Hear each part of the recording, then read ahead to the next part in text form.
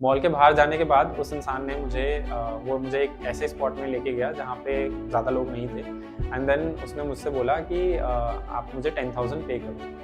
तो मैं बहुत डर गया क्योंकि उस वक़्त मेरे बारे में कोई और नहीं जानता था और वो सिर्फ़ मैं था जो अपने बारे में जानता था और मुझे बहुत डर था कि अगर मैं किसी को बताऊँगा तो कोई मुझे ही गलत समझेगा। और मैंने उसको बोला कि ठीक है, मैं आपके साथ नहीं आगे जाऊँगा और मैं वापसी जाने लगा। तो लेकिन उसी टाइम पे 2-3 लोग आए और उन्होंने मुझे घेरा वहाँ पे और उन्होंने ज़बरदस्ती मुझसे बोला कि अपना कार्ड निकालने के लिए और पैसे माँगना शुरू किया। जिस वक़्त मैं बहुत डर गया था और मैंने मैंने कोशिश करी कि मैं वहाँ से भागूँ और मैंने कुछ कुछ करके उनसे पीछा छुड़ाने की कोशिश करी, लेकिन 3-4 वो लोग थे तो उन्होंने मुझे पकड़ लिया एंड उन्होंने मुझे 1-2 बार मारा भी। ये इंसिडेंट मैंने शायद किसी से शेयर नहीं किया, लेकिन आज शायद मैं शेयर कर पा रहा हूँ। उसके बाद उन्होंने जब मुझे दोबारा पकड़ा तो उन्होंने जब मुझे पाया कि मेरे पास कुछ कैश नहीं है, तो उन्होंने मुझसे ऑनलाइन ट्रांज़ैक्शन करवाया एंड देन उसके बाद उन्होंने फिर से मुझे मारा एंड देन वो भाग गए। हेलो, मेरा नाम रोहित है। मैंने अपना स्कूल की पढ़ाई, कॉलेज की पढ़ाई दिल्ली से की है। मैं गाज़ियाबाद में रहता हूँ। मुझे बहुत सारी चीज़ें करने का शौक है। मेरे को घूमना-फिरना बहुत अच्छा लगता है। मुझे आर्ट एंड क्राफ्ट करना बहुत पसंद है। मैं अपने आप को एक सोशल एंटरप्रेन्योर बोलता हूँ, एक स्टोरी टेलर बोलता हूँ और एक अर्ली चाइल्डहुड एजुकेटर के रूप में काम करता हूँ। तो जैसा भगवान ने सबको एक जैसा बनाया है, मुझे भी वैसा ही बनाया है। मुझे भी खुशी होती है, दुःख होता है, जब कुछ अच्छा लगता है तो मैं उसको सेलिब्रेट करता हूँ। जैसा कि आप सब लोग करते हैं, वैसे ही मैं भी करता हूँ। बस एक छोटा-सा फ़र्क है, मेरा लाइफ़ पार्टनर जो है वो एक लड़का है, ना कि एक लड़की है। और इस बात में कोई भी अलग बात नहीं है कि मैं एक लड़के के साथ अपना लाइफ़ स्पेंड करना चाहता हूँ, ना कि लड़की के साथ। ये बहुत ही आम बात है और हमें इसको बिल्कुल आम तरीके से भी देखना चाहिए। जब मैं छोटा था तो मेरे साथ बहुत सारे ऐसे एक्सपीरियंसेस हुए थे जो मुझे ये सोचने पे मजबूर करते थे कि मेरी सेक्सुअल आइडेंटिटी क्या है। और जब मैं बड़ा हो रहा तो मैं अपनी अपनी आइडेंटिटी को एक्सप्लोर करने लगा। और जब मैं छोटा था तब मैं मेरे बचपन में बहुत सारे ऐसे एक्सपीरियंसेस थे जिसने मुझे सोचने पे मजबूर करा कि आखिर मेरी आइडेंटिटी क्या है। मैंने अपने आप को ऐसे ऐसे एनवायरनमेंट में पाया जहाँ पे मैं अपने आप की बहुत सारी बातें शेयर नहीं कर पाता था। मैं अपने अंदर ही बहुत सारी अपनी बातें रखता था और किसी और से शेयर करने से बहुत ही डरता था। पर लेकिन मैं सबके लिए एक लिसनर ज़रूर था और वो स्पेस था जो कि जिसके पास लोग आके अपनी बातें शेयर कर सकते हैं। मेरे बहुत कम दोस्त होते थे और मैं स्कूल में बहुत ही कम सारी चीज़ों में पार्टिसिपेट करता था, लेकिन एक सिंसियर बच्चा रहता था।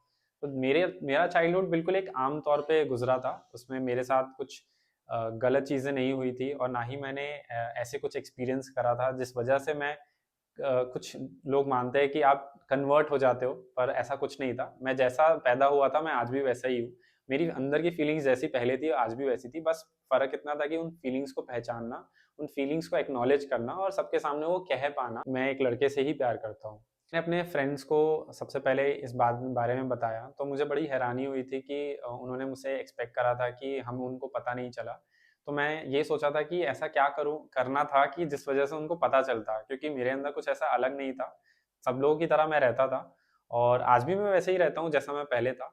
मेरे फ्रेंड्स, मेरी फैमिली ने मुझे धीरे-धीरे एक्सेप्ट करना शुरू किया है। जब मेरे फ्रेंड्स ने मुझे ये बोला कि वो मेरे ऊपर बहुत प्राउड फ़ील करते हैं, तो मुझे बहुत खुशी हुई। जब मैंने अपने सिस्टर्स अपने अपने मैंने अपने भाई को, अपने कज़िन्स को अपने बारे में शेयर किया, उन्होंने भी मुझे खुल के एक्सेप्ट किया और उन्होंने मुझे ये फ़ील नहीं कराया कि मैं थोड़ा डिफरेंट हूँ। हाँ, बहुत सारे लोगों के सवाल होते हैं और सबका सवाल सबसे पहला एक आता है कि आपको पता कब चला? तो ये बात तो मुझे लगता है कि सभी के लिए सेम होगी, जो मेरे जैसे हैं या फिर मेरे जैसा फ़ील करते हैं, कि उनको पता तो शुरू से होता है, बस फ़र्क इतना होता है कि उनको पहचानना पड़ता है अपनी फ़ीलिंग्स को, उनको अपनी फ़ीलिंग्स को एक्नॉलेज करना पड़ता है। मैंने भी ऐसा ही किया। मैं जब छोटा था तो उसके बाद मैं धीरे-धीरे जैसे मेरी जर्नी गई, तो मैं जब कॉलेज में आया तो मैंने कुछ डेटिंग ऐप्स का सहारा लिया, जिसके थ्रू मैंने बहुत सारे लोगों से मिलना शुरू किया और मैंने ये जानना शुरू किया कि आखिर जो मेरे अंदर फीलिंग्स चलती हैं, वो क्यों ऐसी हैं और क्यों मैं तो लोगों से अलग थोड़ा फ़ील करता हूँ। क्यों मैं एक लड़की की तरफ अट्रैक्ट नहीं होता और बल्कि एक लड़का मुझे जब मैं एक लड़के को देखता हूँ, तो मुझे बड़ा अच्छा फ़ील होता है और मुझे उसके साथ क्लोज़ आने का मन करता है। मैं अपनी डेटिंग लाइफ में मैं बहुत सारे लोगों से मिला था, लेकिन मैं तब भी बहुत सारे लोगों से खुल के बातें नहीं कर पाता था और मैं एक वो स्पेस ढूँढना चाह रहा था, जहाँ पे मैं अपनी बात को खुल के रख पाऊँ। तो जब मैं अपनी आइडेंटिटी को एक्सप्लोर कर रहा था, डेटिंग ऐप्स का के थ्रू एक्सप्लोर कर रहा था, इंटरनेट का सहारा भी लिया था, जिस पे मैंने बहुत सारे लोगों से बातचीत भी करना शुरू करी थी। तो डेटिंग ऐप जब आप यूज़ करते हो तो उसमें आपको बहुत सारी चीज़ों का ध्यान रखना पड़ता है। तो जैसा मेरे साथ कुछ इंसिडेंट भी हुए थे कि मैं कुछ लोगों से मिला था, तो उन लोगों ने वो लोग भी बहुत अपने आप को छुप के रहना चाहते थे, क्योंकि वो लोग भी अपने आप को बाहर लाना नहीं चाहते थे सोसाइटी के सामने, क्योंकि शायद वो एक्सेप्टेंस वो लोग के पास भी नहीं थी। और वो सिमिलर मैं भी कनेक्शन अपने अंदर फ़ील कर पाता था कि वो मेरे अंदर भी एक्सेप्टेंस नहीं है, और शायद ये पॉसिबल ही नहीं है। मतलब ये बहुत हैरान करने वाली बात है कि जिनके साथ आप पूरे टाइम स्पेंड करते हो, अपनी फैमिली के साथ या अपने फ्रेंड्स के साथ या अपने कॉलीग्स के साथ, उसके साथ आप ये बात नहीं सिर्फ शेयर कर पा रहे कि आपके लिए लव की जो डेफिनेशन है वो सेम ही है, बट लेकिन किसके साथ है वो बस थोड़ा सा डिफरेंट है। तो इतनी सी बात बस शेयर कर नहीं कर पाना बहुत बड़ी बात होती है, कि जब आपको ऐसा स्पेस नहीं मिलता। जब डेटिंग पीरियड था मेरा, तो उस टाइम पे मैं जब इन ऐप्स का सहारा ले रहा था, तो एक इंसिडेंट मेरे साथ हुआ था। तो आमतौर पे जो ये डेटिंग ऐप्स होती है उसमें आप मैसेज करते हो, और मैसेज करने के बाद जो सामने से रिप्लाई आता है, देन आप कुछ बातें होती है, फोटोज शेयर करते हो, तो बहुत सारे ऐसे भी यूजर्स होते हैं जो कि उन डेटिंग ऐप्स का सहारा लेके आपके साथ बहुत सारी गलत चीज़ें भी करते हैं। तो मेरे साथ भी एक ऐसा कुछ इंसिडेंट हुआ था, जिसमें मैंने एक एक इंसान से बात करी, और हम लोगों ने प्लान करा मिलने का, एंड देन इमीडिएटली हम एक मॉल में मिलने का हमने प्लान करा, और हम उस मॉल में गया। तो ये बात मैं इसलिए शेयर कर रहा हूँ कि शायद जो लोग भी डेटिंग ऐप्स का यूज़ करते हैं उनको थोड़ा-सा अपनी सेफ्टी का भी ध्यान रखना पड़ता है। तो मेरे साथ ऐसा इंसिडेंट हुआ कि मैंने उस इंसान से बात करी, वो इंसान मुझसे मिलने आया, एंड बातों-बातों में हम लोग मॉल से बाहर चले गए, जो मेरी सबसे बड़ी गलती थी। मॉल के बाहर जाने के बाद उस इंसान ने वो मुझे एक ऐसे स्पॉट में लेके गया जहाँ पे ज़्यादा लोग नहीं थे, एंड देन उसने मुझसे बोला कि आप मुझे 10,000 पे करो। तो मैं बहुत डर गया, क्योंकि उस वक़्त मेरे बारे में कोई और नहीं जानता था, और वो सिर्फ़ मैं था जो अपने बारे में जानता था, और मुझे बहुत डर था कि अगर मैं किसी को बताऊँगा तो कोई मुझे ही गलत समझेगा।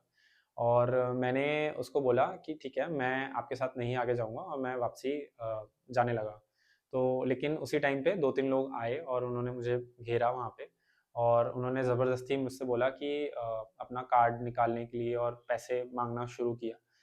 जिस वक़्त मैं बहुत डर गया था, और मैंने मैंने कोशिश करी कि मैं वहाँ से भागूँ, और मैंने कुछ कुछ करके उनसे पीछा छुड़ाने की कोशिश करी, लेकिन 3-4 वो लोग थे, तो उन्होंने मुझे पकड़ लिया, एंड उन्होंने मुझे 1-2 बार मारा भी। ये इंसिडेंट मैंने शायद किसी से शेयर नहीं किया, लेकिन आज शायद मैं शेयर कर पा रहा हूँ।